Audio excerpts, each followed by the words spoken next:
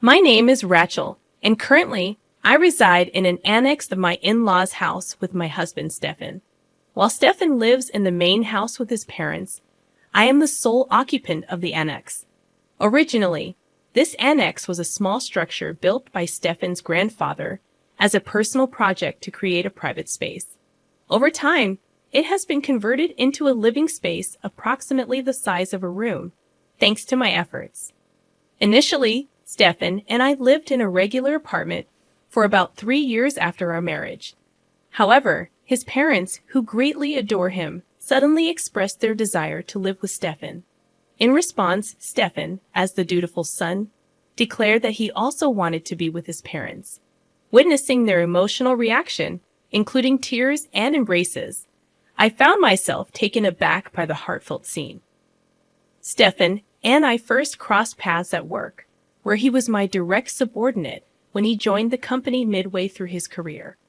We became a couple after 3 years of dating.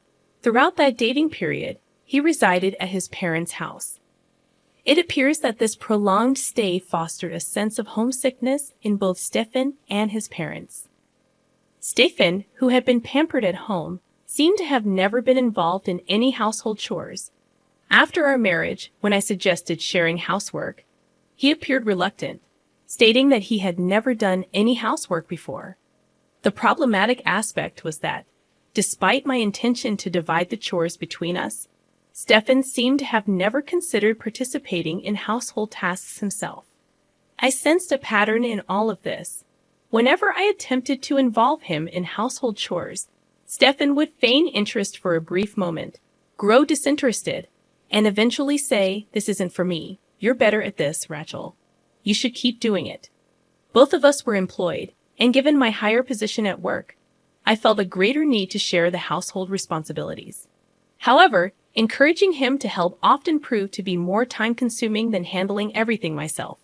It reached a point where I found it less troublesome to manage everything alone. The dynamics shifted when I transitioned to remote work. Stefan, seemingly surprised to find me at home every day, initially understood the change. He stopped complaining about my altered lifestyle, or so I thought. It became apparent later that he hadn't fully grasped the implications of my decision. Several years into my remote work, Stefan's parents suddenly visited our apartment, expressing a desire to live with him. Witnessing their emotional reunion, I felt a sense of isolation and bewilderment. Eventually, with Stefan's wish to be with his parents, we made the decision to move into their house. Stefan consistently chose locations close to his parents, whether it was for renting an apartment or selecting a job. For me, remote work made the location irrelevant, but his choices required us to uproot ourselves and quit our jobs. Upon settling into his parents' house, Stefan's mother expressed gratitude, saying, "Thank you for taking care of Stefan all this time. From now on, I will take good care of Stefan. Rachel, please take care of everything else." Initially, I interpreted this as a relief from doing housework for Stefan, but soon I realized her intentions were different. My mother-in-law's tasks involved preparing special meals exclusively for Stefan, meticulously laundering only his clothes, ensuring his shoes and belongings stayed immaculate, and purchasing various items specifically for him. As for all other household chores, those for Stefan's parents and myself, including cooking and laundry, were now solely delegated to me despite my ongoing commitment to work. Now, I found myself burdened with the responsibility of not only managing household chores for Stefan's parents and myself, but also maintaining the cleanliness of the larger family house. The prospect left me disheartened.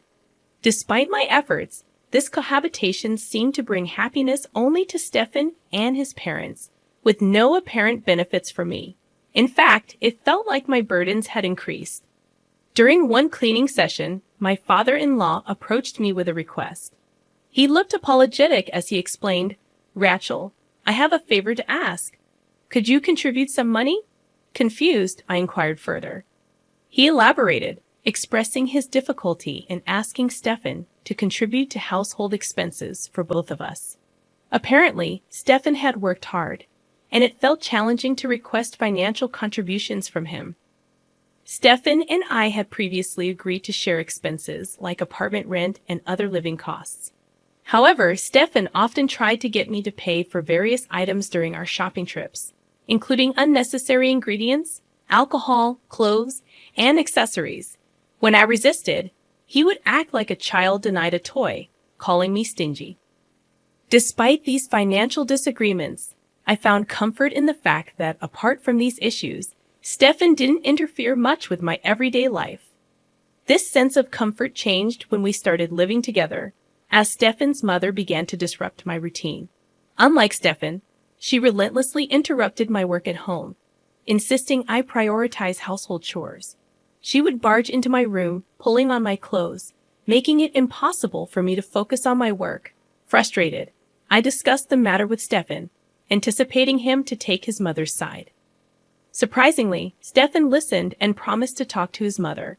I hoped for a compromise that would consider both our needs. Little did I know that Stefan's idea of a compromise would involve banishing me to the annex, a new, private room. I approached Stefan with a question about the hut, jokingly asking if I could even demolish it and build a new house. To my surprise, he casually replied, "You can even demolish it and build a new house if you want." Taking his words seriously, I promptly began remodeling the hut according to my taste. Engaged in cleaning, renovating, and changing wallpapers, I noticed that Stefan never once showed his face. Despite being married, it became apparent that Stefan had no intention of living in the remodeled hut with me. As I transformed the space, it dawned on me that within the family living trio, I was the only outsider.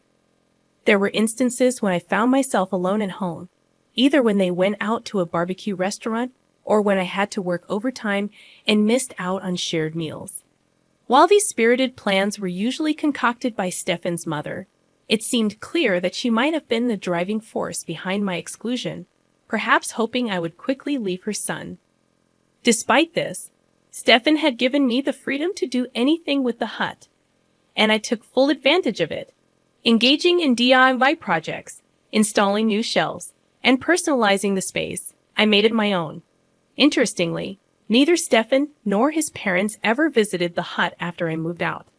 Although they must have been aware of my renovations, it seemed like I was no longer considered a part of their family, and they had no interest in my activities. Living away from the main house, especially without Stefan's mother around, I began to relish the independence, almost like living alone. I found solace in the fact that staying in the hut prevented her from interfering with my work. Installing new locks and enhancing security during the renovation, I ensured that no one, not even Stefan or his parents, could enter without my knowledge. It led me to reconsider if this new separation wasn't such a bad arrangement after all. However, it seemed my mother-in-law had anticipated my feelings. Unable to tolerate the treatment any longer, I found myself at a crossroads, contemplating my next move. As I settled into the renovated cabin, my mother-in-law's desperation to drive me out became palpable. Her petty harassment started with leaving trash in front of my cabin on garbage day instead of at the collection site. Sometimes, she would host barbecues in the garden without extending an invitation, intentionally wafting the smell of grilled meat towards my cabin.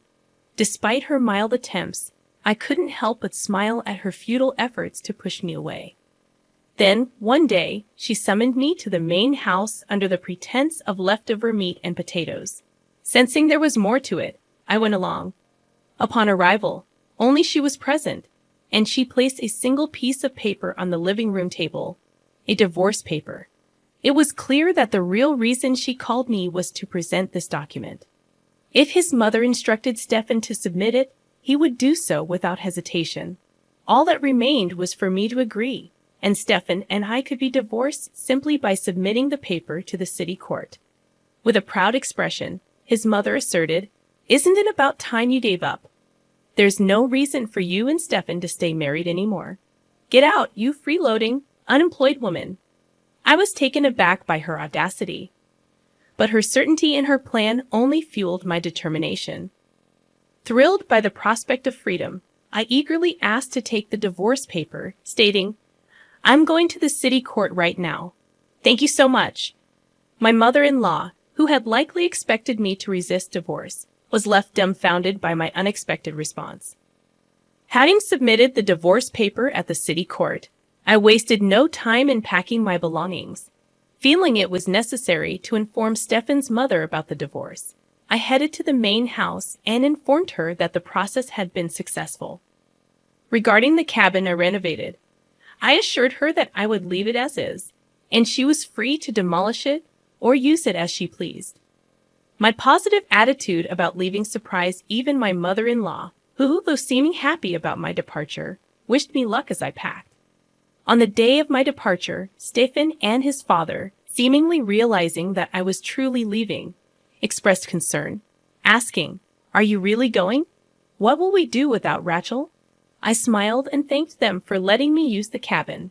I explained that since there was no point in being married anymore, and we were now divorced, it was time for me to move on. As I organized my belongings, I completed my move to a luxury apartment, a change I had been arranging for. Not long after settling into my new apartment, my mother-in-law called me awkwardly, saying, "Rachel, I need to ask you something."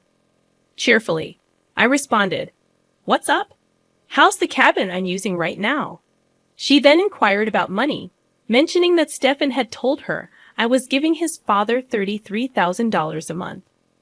Confirming that it was true, I explained that despite her earlier accusation of being an unemployed freeloader, I was indeed working. She seemed surprised, thinking I had quit my job. I clarified that I hadn't quit but left the company to become the president of a new company, setting up a remote work system.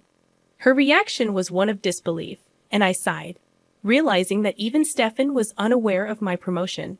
Considering his attitude since we started living together, it seemed he never truly thought of himself as a husband. When asked about my earnings, including my side job, I nonchalantly mentioned it was roughly around $2 million. I may have exaggerated a bit with the $2 million figure. It's just a hassle to explain the exact figures. With that much money, could you lend us some? Actually, Father was laid off, and he kept it hidden. We've been managing somehow with the $3,000 you've been giving us. Neither Stefan nor I knew about it. It all made sense to me now. My father-in-law's words about it being pitiful to ask his son for money were just a pretense to get me to pay. He probably assumed I had money due to my superior position at our former company, and as a result, sweetly scammed me out of $3,000 a month under the guise of living expenses. In the end, I didn't mind too much since it allowed me to live peacefully in that quiet cabin. "Well, I'm divorced from Stefan now, so I don't have any connection with your family, right?" When I asserted this, my mother-in-law pleaded, "That's not true. To me and to Stefan, you're still family. Come back to us." I immediately declined, recognizing the potential for being used again. Stepping back into a relationship with Stefan would bring me no benefits. We were now complete strangers, and I found it uncomfortable for them to keep calling me family. Besides, they were the ones who drove me out in the first place. I'm really enjoying my life alone now. It's pretty much the same as when I was married, mostly living alone. The difference is, back then, I didn't spend money on myself, and $3,000 was taken from me every month. I prefer my current life much better. Goodbye, then. I ended the call without hesitation, not understanding why they thought I would return. For my mother-in-law, it must have been a last-ditch effort.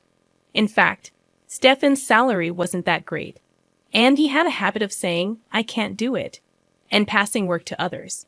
This trait, displayed in both our personal life and at the office, left him deemed unreliable, and he remained a regular employee without any salary increase. On top of that, with his father laid off and his mother being a housewife, they couldn't maintain their large house and ended up selling it. Now the three of them are living in the cabin I renovated. While it's just right for one person, it must be quite uncomfortable for three people in that cramped space. Since then, I haven't thought about them and continue to live peacefully.